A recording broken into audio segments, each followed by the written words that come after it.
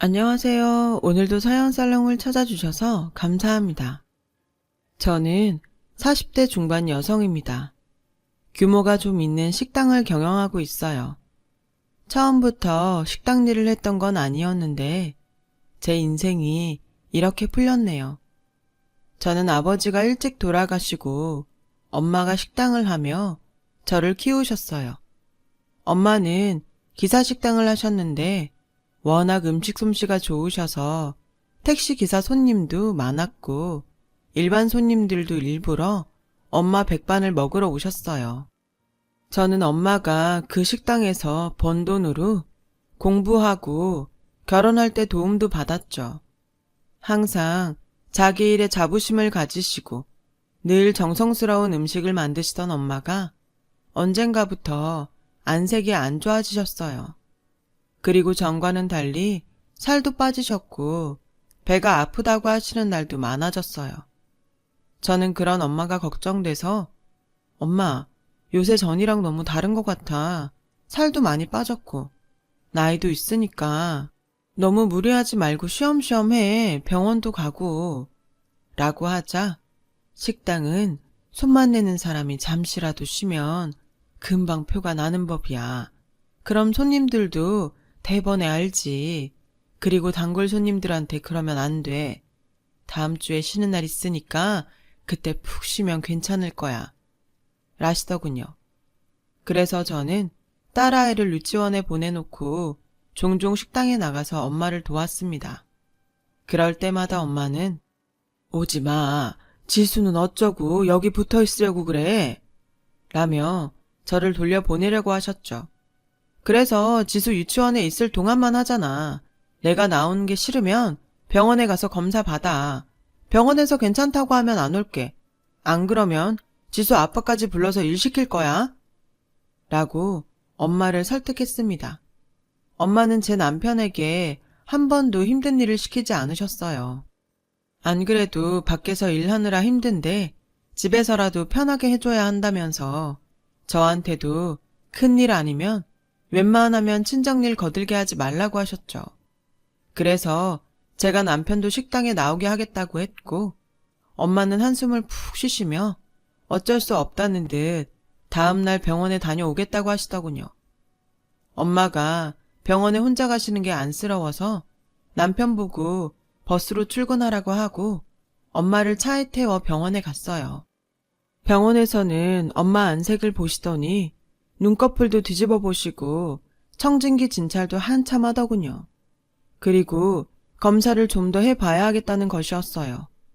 뭔가 좋지 않은 예감이 들었고 아니나 다를까 결과가 나오자 큰 병원에 가보라고 하는 거였어요. 정밀 진단이 필요해 보입니다. 하루라도 빨리 대학병원에 가셔서 검사를 받아보시는 게 좋겠습니다. 저는 의사 말에 가슴이 철렁했습니다. 하지만 엄마한테는 솔직히 말씀드릴 수 없었죠. 평생 저 잘 되는 것만 바라보시며 열심히 사셨는데 이제 와서 큰 병에 걸렸을지도 모른다고 하면 얼마나 낙심이 크겠어요. 그래서 저는 이 병원에 초음파가 없어서 큰 병원에 가야 한다고만 했습니다. 그런 걸 꼭 봐야 해? 초음파 같은 건 임산부들이나 하는 거지. 나더러 뭘 그런 걸 하라고 해. 거기 의사 돌팔이 아니냐? 아니야. 원래 노인들은 검사 이것저것 다 받으라고 해. 이왕 이렇게 된 거 마저 검사 받고 약 먹고 낫는 게 훨씬 좋잖아. 라며 엄마를 억지로 끌고 대학병원에 가게 되었어요. 혹시나 동네 병원에서 했던 검사가 잘못 나온 건 아닌지 그런 기대도 조금 해봤는데 결과는 청천벽력 같은 췌장암이었어요. 병원에서는 바로 입원해서 수술하는 게 좋겠다고 해서 입원 수속을 밟기 시작했어요. 저는 차마 엄마에게 췌장암이라고 말할 수 없어서 엄마, 위에 궤양이 심해서 그거 수술하고 경과 봐야 된대. 그러니까 오늘 바로 입원해서 수술 날짜 잡자. 라고 하자 됐다, 일 없어.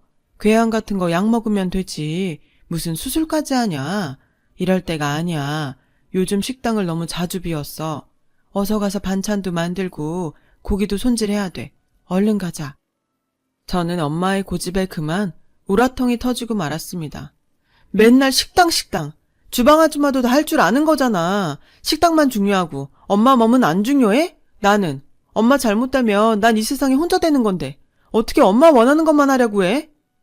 라며 화를 내자 엄마는 처음 보는 제 모습에 놀라셨는지 알았어.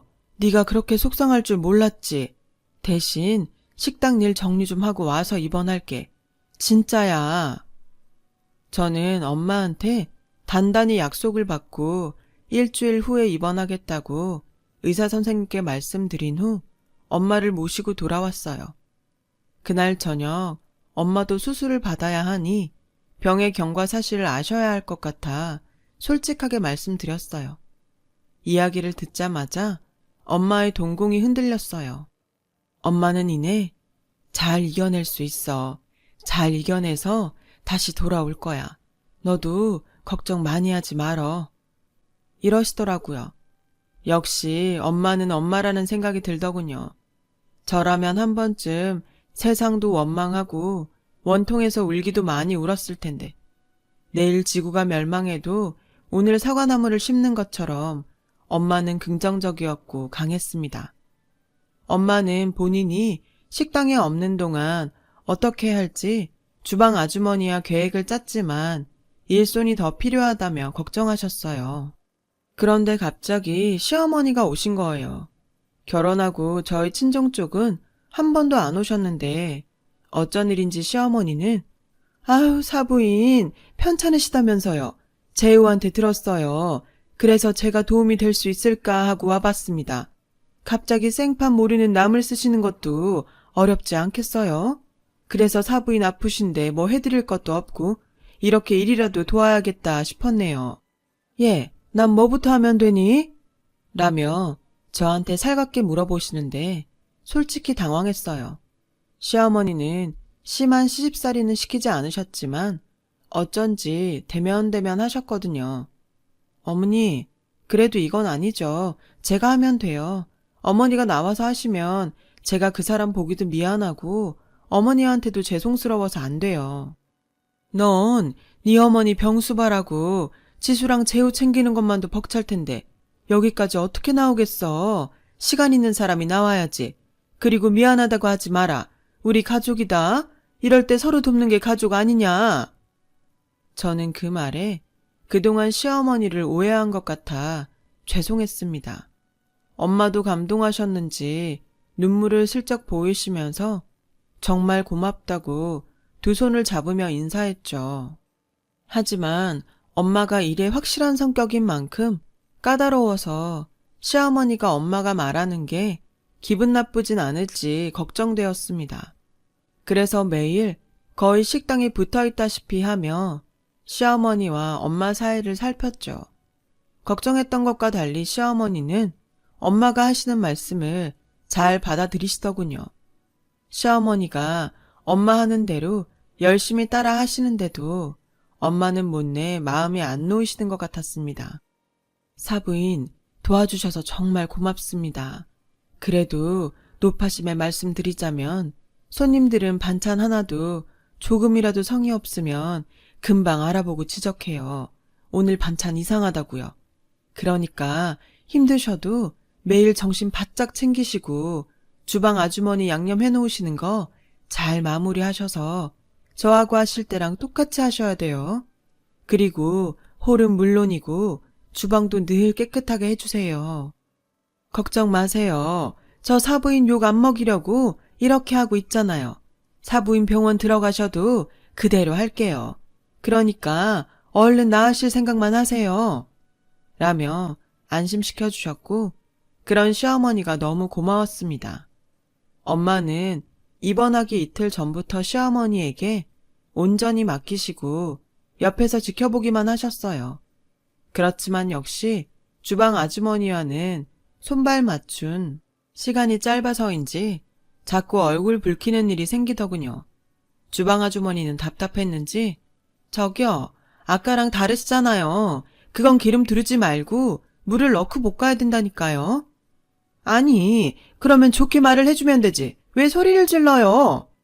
라며 말다툼을 했고 저는 두 분 모두에게 죄송하다고 하며 얼른 시어머니를 데리고 나가서 카페에서 음료를 사드리며 진정시켜 드렸습니다.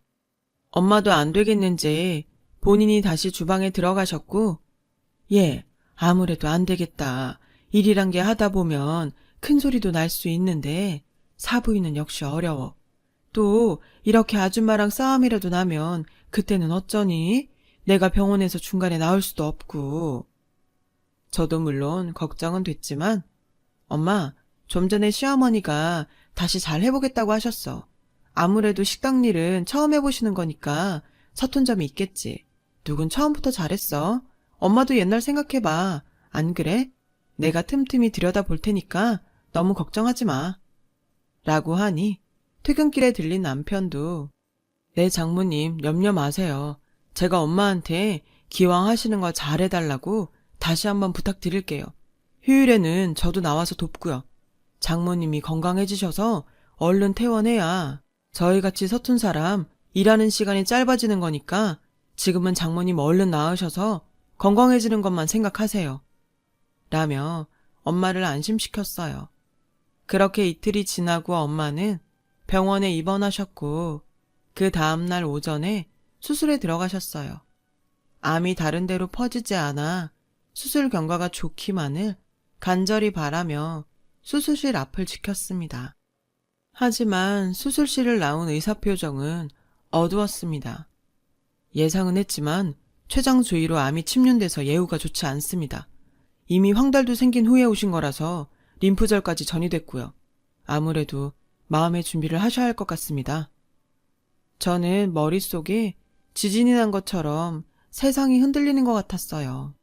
엄마가 너무 불쌍해서 눈물이 났고 엄마가 아픈 걸 빨리 알아채지 못한 제 자신도 미웠습니다. 중환자실로 옮겨진 엄마는 이틀 동안 깨어나지 않으셨어요.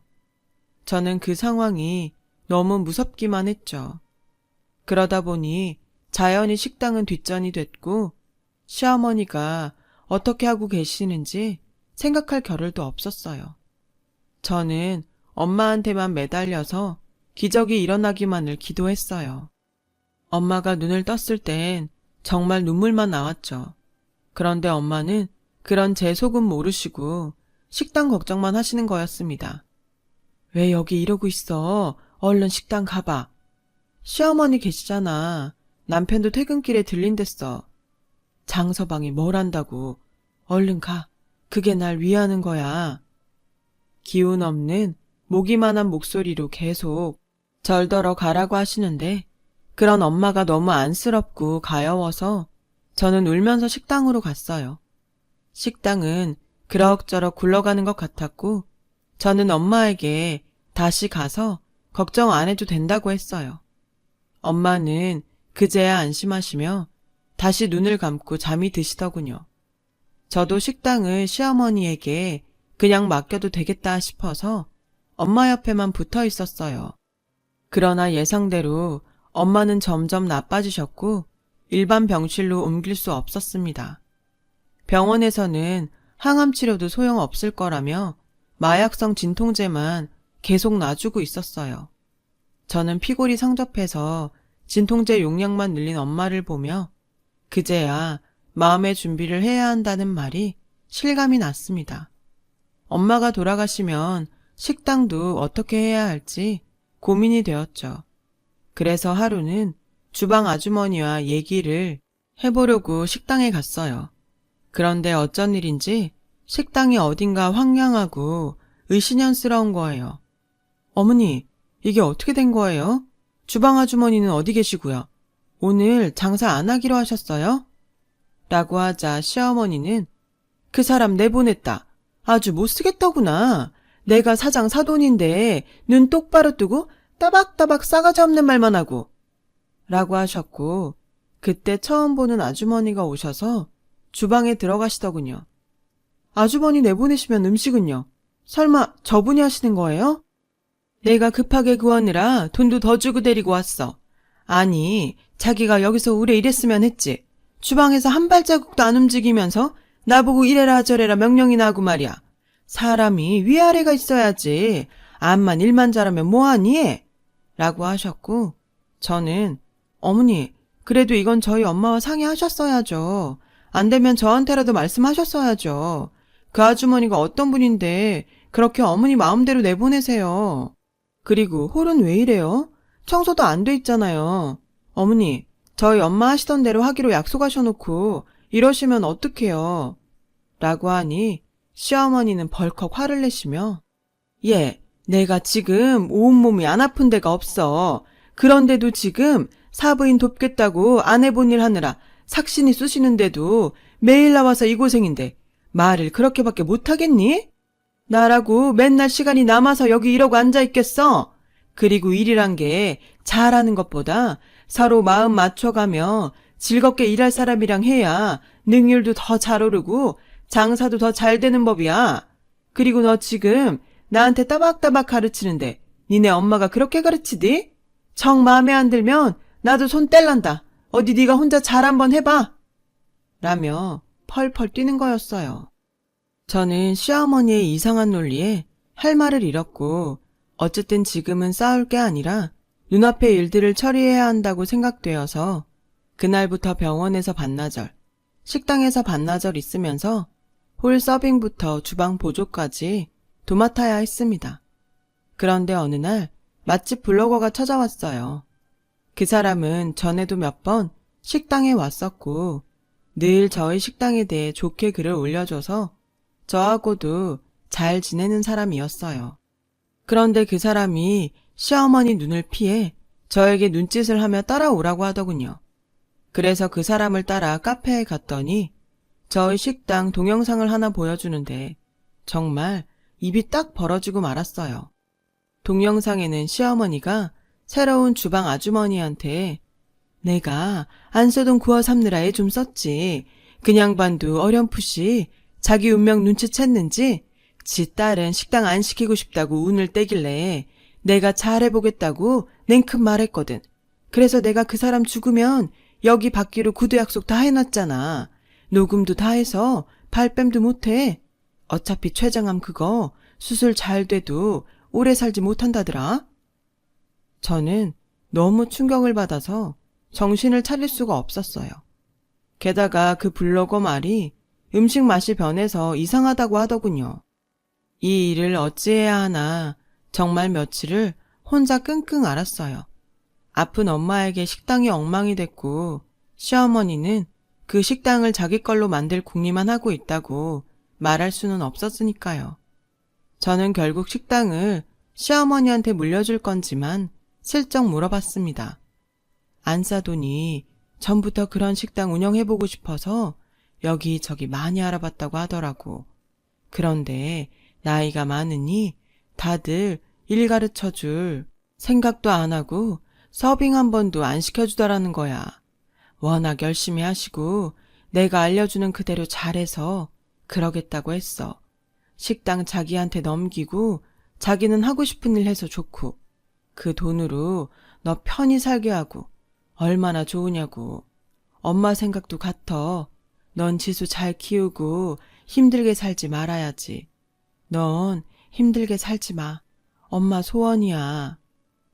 뼈만 남은 손으로 제 손을 잡고 간절히 부탁하시는데 저는 펑펑 울고 싶은 걸 애써 참았어요. 그렇다고 남편에게 이 사실을 말하기도 참 어렵더군요. 자기 엄마를 나쁘게 말하는 게 될 텐데 남편이라고 그 얘기가 듣기 좋을 리 없을 테니까요. 그래, 남편도 있는데 시어머니가 나쁘면 얼마나 나쁘겠어. 하고 싶어 하시기도 하고 엄마 말대로 하는 것도 나쁘지 않지. 근데 그렇게 둬도 괜찮은 걸까? 그렇게 저 혼자 고민만 하는 사이에 엄마가 돌아가셨어요. 엄마는 마지막까지도 제게 손에 물 묻히지 말고 제발 너는 편히 살라고만 하셨고 저는 그때서야 눈물을 터뜨리며 통곡을 했습니다. 아버지 장례식 때도 그렇게 정신없진 않았는데 엄마 장례식은 정말 제정신이 아닌 상태로 치렀어요. 엄마가 너무 불쌍했고 너무 고통스러워하다 돌아가셔서 마음이 아팠죠. 반은 넋이 나간 상태로 일을 다 치르고 나니 그제야 식당을 어떻게든 찾아야겠다는 생각에 정신이 번쩍 들더라고요. 그런데 식당을 가보니 이미 주인이 바뀌어 있는 거였어요. 아니, 이게 어떻게 된 거예요? 아줌마는 누구세요? 라고 묻자, 지난주에 제가 여기 인수했어요. 여기 있는 거 다 받기로 하고 돈도 더 많이 줬는데? 그러는 그쪽은 누구세요? 저는 너무 화가 나서 당장 시어머니에게 전화를 했습니다. 그런데 시어머니는 너무 뻔뻔하게 여기 땡땡동 땡땡상가 1층에 족발집으로 와라 라고 하는 거예요. 저는 가자마자 아니 그 식당이 어떤 식당인데 그렇게 팔아서 이 족발집 여신 거예요? 왜 저한테 말씀도 안 하셨어요? 라며 소리소리 질렀더니 얘가 손님들 계신데 이게 뭐 하는 짓이야? 여기 전국 지점 있는 가게라 이런 식으로 하면 우리 잘려. 시작하자마자 해약당하라고 이러는 거야? 너 이럴 거면 당장 나가. 그리고 다시는 오지 마. 라며 저를 쫓아내셨어요. 더 기가 막힌 건 남편도 알고 있었다는 거였습니다. 그 가게 우리 엄마 명인데 어떻게 처분한 거야? 왜 나한테 말 안 했어? 당신 장례식 때문에 정신 없으니까 다 지나고 말하려고 했던 것 뿐이야. 그리고 장모님이 우리 엄마한테 가게 처리 다 해달라고 넘기셨고, 엄마는 그 식당 더 잘할 수 있는 사람한테 비싼 값에 팔아 유명한 족발집 지점 열었으면 더 잘 된 거 아니야? 왜 이렇게 펄펄 뛰고 그래 기분 나쁘게. 알고 보니 엄마가 병원에 계실 때 시어머니가 엄마를 찾아가 어차피 자기가 인수할 테니 부동산 계약들은 대신 알아서 처리해주마 하셨다는 거예요. 엄마는 시어머니 말을 믿으셨겠죠. 저는 가게를 다시 찾을 수 없는지 변호사 사무실에 찾아가 알아보았지만 시어머니가 엄마가 구두 약속한 걸 녹음해서 갖고 있고 그럴 경우에는 구두 약속이 더 효력이 생기는 거라 제가 어떻게 할 방법이 없다고 하더군요. 그 녹음 파일에는 식당을 넘기는 돈에 관한 사항은 없었습니다. 당연히 자신들 유리한 대로 녹음이 되었을 거고요. 남편은 제가 법률 자문을 구했다는 걸 알고 길길이 날뛰었고 저도 그런 남편하고 더는 살고 싶지 않아서 이혼하자고 했어요. 남편도 선뜻 그러겠다고 하더군요. 자기는 재혼하기 쉽지만 애 딸린 저는 아무도 안 쳐다볼 거라나요. 남편은 저와 10여 년의 세월을 무엇 때문에 살았을까 정말 많은 생각이 들었고 배신감에 치가 떨렸어요. 남편과 이혼하고 얼마 없는 예금과 엄마가 살던 집만 가지고는 딸아이를 키우는 것은 물론 일상생활도 힘들 지경이었어요. 제가 엄마 식당 일을 도왔었기 때문에 그쪽에 이력이 있어서 시내 식당들을 중심으로 일자리를 알아보았어요. 그렇게 식당들을 돌아다니다가 전에 계시던 주방 아주머니를 만났습니다. 아주머니는 갈비집에서 일을 하고 계셨는데 저를 보더니 반가워서 어쩔 줄 몰라 하셨어요. 저 일자리가 필요해요. 아주머니, 여기 사장님한테 말씀 좀 잘해주세요. 저 일 잘한다고요. 라고 하니 아주머니는 절더러 이따 따로 만나자고 하셨습니다. 일을 마치고 저와 카페에서 만난 아주머니는 자기와 함께 조그맣게 식당을 해보면 어떻겠냐고 하셨어요. 자기가 가진 돈하고 내가 모아놓은 돈 하면 변두리 작은 데는 얻을 수 있어. 저는 아주머니의 격려에 힘을 얻어 그러겠다고 했죠. 아주머니가 계신 것만으로도 든든했고요. 저는 방에서 엄마 물건을 정리하다가 노트를 발견했고 거기에는 엄마만의 비법 양념 레시피들이 줄줄이 써 있었어요. 저는 다음날 바로 그걸 들고 아주머니께 갔고 아주머니와 함께 양념을 만들고 숙성시키는 걸 연습해서 몇 달 후 식당을 열었어요. 작은 동네 식당이라 처음에는 손님이 얼마 없었지만 역시나 엄마의 양념은 모두에게 통했어요. 저희 가게는 점점 소문이 나서 예전에 엄마 식당에 밥을 먹으러 오던 기사 아저씨들도 찾아오셨어요. 개업하고 3년 만에 큰 가게로 옮길 정도로 장사가 잘 됐습니다. 그러다가 저는 다른 동네 맛집이 인터넷으로 포장 판매하는 걸 보고 저희도 하면 좋겠다고 생각했고 아주머니도 찬성하셨어요. 인터넷에 고기 불백이며 찌개며 반찬을 팔기 시작하자 식당에 한번 와봤던 사람들이 줄줄이 구입해 주시더라고요. 저희는 소위 대박이 났습니다. 그렇게 몇 년이 지나자 제 수중엔 큰 돈이 모였어요. 엄마를 생각하면 눈물만 났죠. 엄마가 남겨준 노트 덕에 난 이제 잘 살게 됐어. 근데 그 나쁜 것들은 어쩌지? 그냥 저렇게 잘 먹고 잘 살아도 되나? 라며 엄마 사진을 보고 얘기를 하다가 문득 그 상가가 궁금해지더라고요. 다음날 저는 부동산에 그 상가를 알아보았고 안 그래도 건물주가 급전이 필요하다고 살만한 사람 있는지 알아봐달라고 했다는 거예요. 저는 그 건물을 구입하겠다고 했어요. 주인이 급한 까닭에 시세보다 저렴하게 계약도 했죠. 운도 좋았어요. 그렇게 일사천리로 계약이 됐어요. 며칠 뒤 전 그 족발집에 찾아갔어요. 가게 안은 퀴퀴한 냄새가 나고 어쩐지 공기도 안 좋더군요. 이 상태의 가게로 어떻게 몇 년간 장사를 해온 건지 그게 더 대단하게 느껴질 정도였어요. 카운터에 앉아서 쳐다도 안 보며 어서 오라고 하던 시어머니는 제가 그 앞에 서자 눈이 동그래지셨습니다. 네가 무슨 볼 일이 있다고 여길 다 왔냐? 상가 재정비 차원에서 여기부터 나가주셔야겠어요. 어차피 계약 끝나가고 월세 못 내서 보증금 다 까드신 것 같던데요. 그리고 이렇게 더럽게 장사하는 가게 있으면 우리 건물 이미지만 나빠져요. 우리 건물은 무슨? 이게 왜 네 건물이야? 우리 일은 우리가 알아서 한다. 재수없게 거기 서 있지 말고 당장 나가.